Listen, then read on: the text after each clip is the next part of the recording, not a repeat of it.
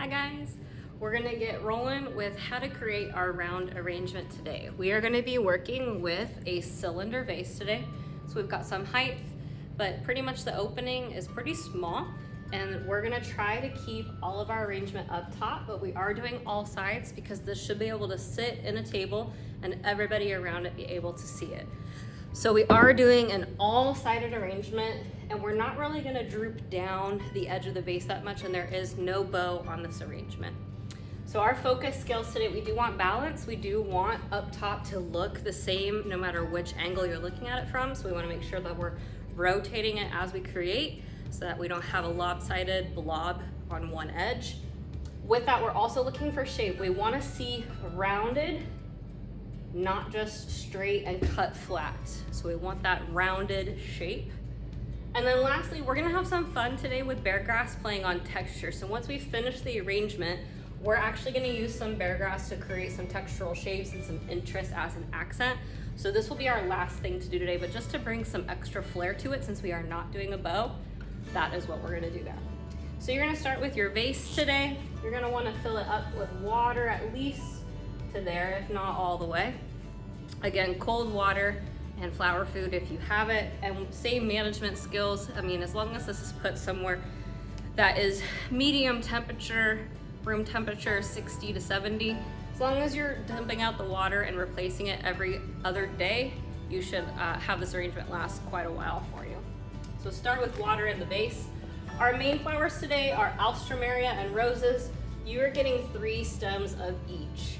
So when you place those, if this was my bird's eye view, the top of that vase, what I want you to think of is 2 triangles coexisting together. So you're gonna do roses, and then you're gonna do alstro, so that they are evenly spaced out. So nothing is directly in the center. We're gonna fill that space with our greenery, plus the alstroemeria has multiple blooms on a stem, so it's gonna fan out and fill some of that space naturally.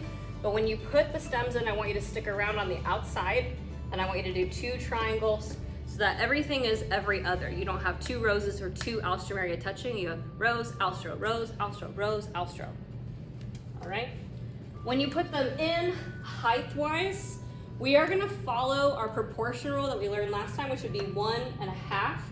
But we're gonna bring it down a notch, just because if we go super tall with this, we're gonna have a lot of empty space and we would need more greenery. So for the concept that we're doing today, we do want stuff tall, but I don't have a lot of filler. So I wanna leave a little empty space about that big, so everything should kind of be in this range.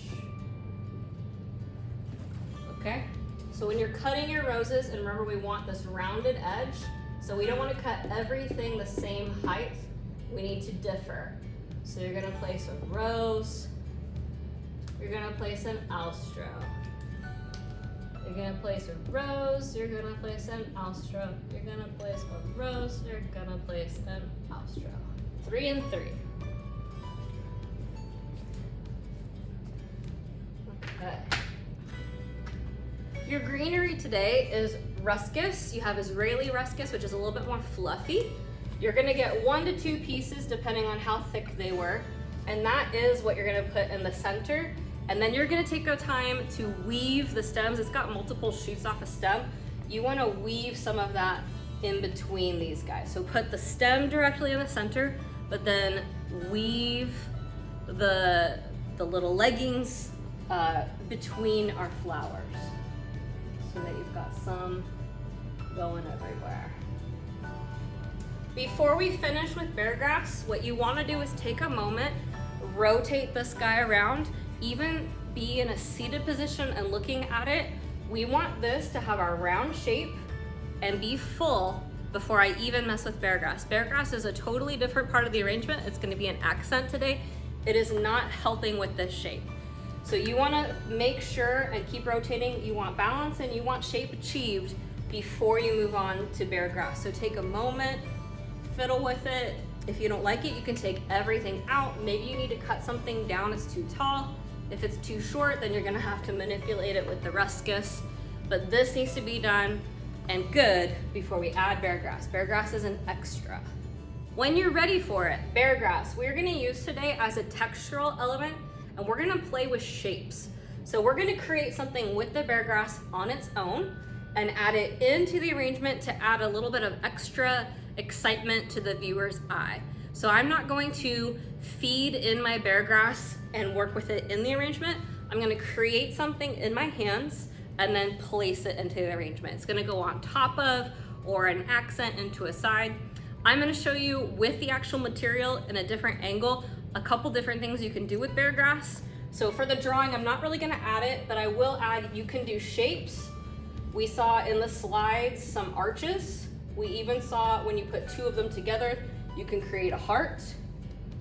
And then you also can take bear grass together and you can braid it. So you might even get a pattern. So with that, we'll get rolling into the live and I will show you some options with this. You can also Google. Bear grass is very flexible, very bendy. Just be careful when you're working with it on the edges. It can give you paper cuts, so don't move too quickly, but you can work with it in multiple ways. I want you to at least do one shape or textural accent and add it to this guy. If you've got lots of leftover and you really wanna have fun with it, you can do more, but I do want the arrangement to stand out and have this be an accent, not have a ton of this going on, all different kinds, and have that be the background. With that, let's get started.